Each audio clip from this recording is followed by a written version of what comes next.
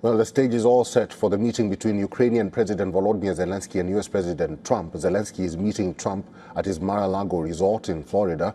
And just before the meeting, Trump had a telephone call with Russian President Vladimir Putin. Trump said the call was very productive. The call lasted 1 hour, 15 minutes. Russia has urged Ukraine to take courageous decisions regarding Donbass to end the war. Both Putin and Trump have agreed that a ceasefire will only prolong the conflict. So it seems this will be an all-for-nothing negotiation. How will these talks proceed? Let's take a look at this report.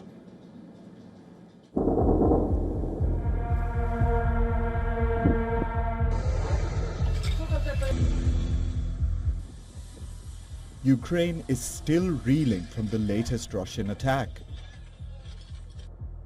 Kyiv says that Moscow launched 500 drones and 40 missiles, including the Kinzhal, during its latest barrage. And the target was the Ukrainian capital itself. About 1 million households in Kyiv were left without power. Almost 40% of the residential buildings in Ukraine's capital don't have heating. So it's no wonder that Ukrainians don't have much hope. I want for this to be over, but this is what our side wishes for. We don't have any leverage in this situation. Thus, I want that everyone stays healthy, strong, and patient now. Here is the situation on the ground as of December 27th. Large swathes of Ukrainian territory are under Russian control. Moscow's forces have been making slow but steady gains, especially over the last few weeks. And they claim to have seized 2 more towns on Saturday itself. Troops from the Central Group completed their route of the encircled Ukrainian Armed Forces Group and liberated the city of Dimitrov. The eastern group of forces is advancing westward in the Zaporizhia region and also across the Dnipropetrovsk region, with the aim of establishing a security zone there. The city of Guliaipol has been liberated. He used the Russian names for the Ukrainian towns of Mirnorad and Huliaipole. Mirnorad is in the Donetsk region. Huliaipole is in Zaporizhia. Moscow says it's making advances on both fronts. Russian President Vladimir Putin has demanded that Ukraine hand over the entire Donbass region. It is a key Russian goal in the war. Putin wants the Ukrainians to accept Russian terms so that the conflict can finally end. But he doesn't have much hope for a speedy resolution, which is why he also issued a warning. But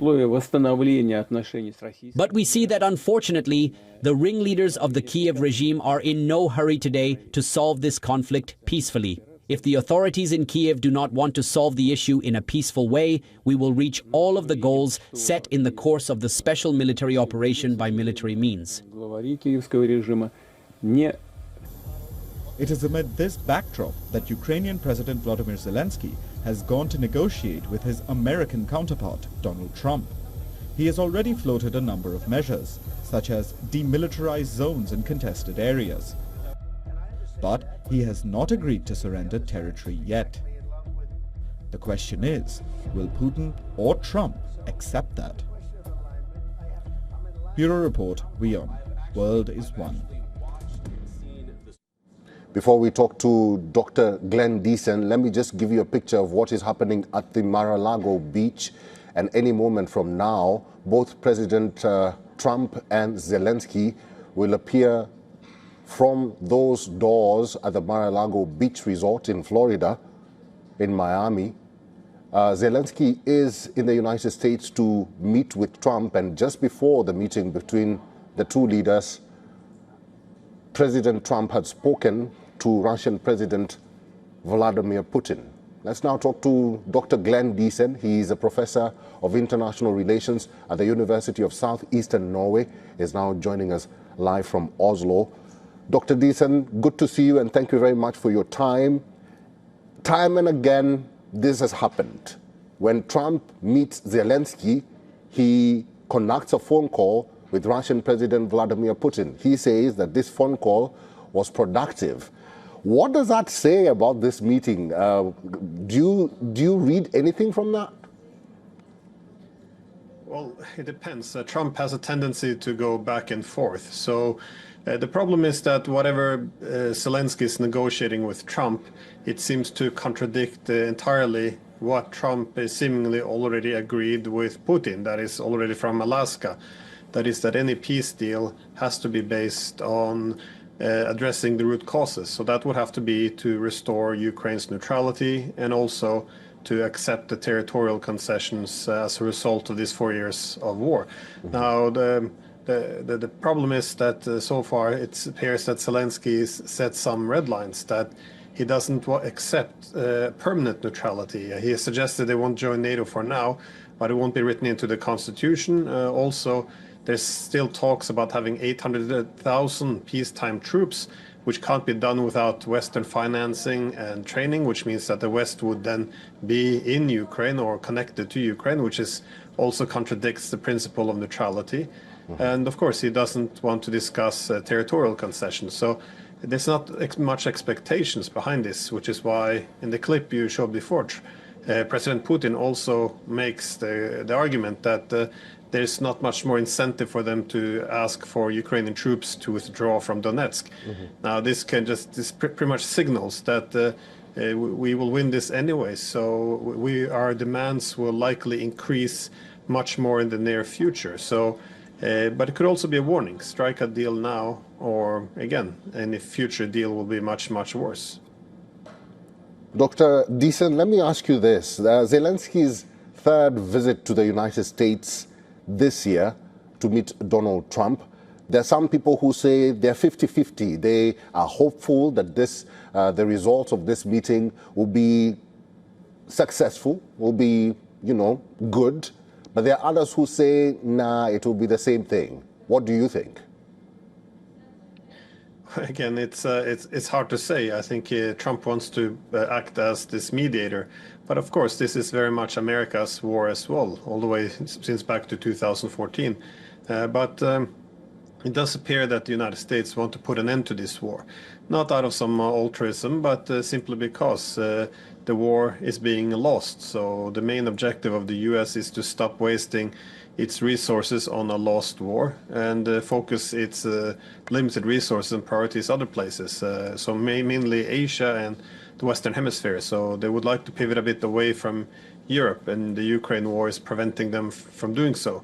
However, if they can hand over the war to the Europeans, then the Americans would probably be okay with that. But again, I don't think anyone believes that the Europeans are able to fill the shoes of the Americans and keep the war going. But as for the aspirations in Kiev and Europe, I think the main goal is simply to win over Trump to their side, to put his pressure on Russia, because pressure on Russia would mean sanctions on Russia, more weapons to Ukraine. So the objective is to keep the war going. And so it's, from this perspective, it's quite important that Trump falls on the side of Zelensky this time and go after the Russians. I have my doubts, however, especially after this phone call with Putin.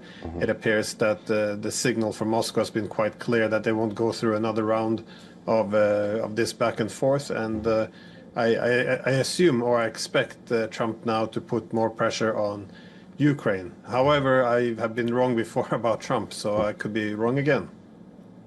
Well, there are some critics who are measuring this talks, whether they will be successful or whether they will fail again. Then there are those who talk about the 20-point peace plan that Zelensky discussed with Europe, and also President Trump, his 21-point peace plan for Ukraine and Russia, which Russia has denied over time and has said that they're not willing to discuss any of those measures until their demands are met. So what exactly will Trump do today that is different? It remains to be seen. I think the only card he can really play now is to act more coercively and put more pressure, because again, it seems that all the different sides have put down their red lines and they're not willing to move much. So there won't be any peace through where they're standing at this moment, and neither side wants to move.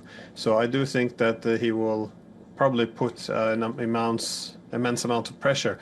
But again, the main conflict now between the Europeans and the Russians are, who will he put pressure on? Will he put pressure on the Europeans and Zelensky, or will he put the pressure on the Russians? So I think likely that the pressure will probably come on Zelensky, simply because of pragmatism, that Trump doesn't really have any other cards to play with the Russians, and given that the front line seems to be unraveling very quickly now, it simply makes more sense to put most of the pressure on the losing side, given that the losing side can't really dictate the terms. But again, it all depends on the motivations by the United States as well. And whatever Trump the desires he has to end the war, he also has, of course, a big political class in Washington, which on most of these issues tend to lean towards the Europeans, would like to see this war prolonged and continue fighting the Russians. All right. I think the best thing to do right now, Dr. Glenn Deason, is I'll just let you go for a moment until we see both Presidents Zelensky and Trump emerge from the doors at the Mar-a-Lago beach resort any moment from now. Then I will come back to you.